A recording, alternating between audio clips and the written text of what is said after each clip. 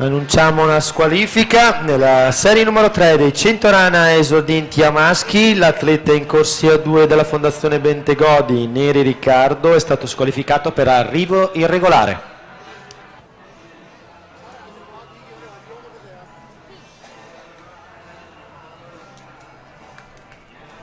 Presentiamo adesso la serie numero 1 degli esordienti a maschi.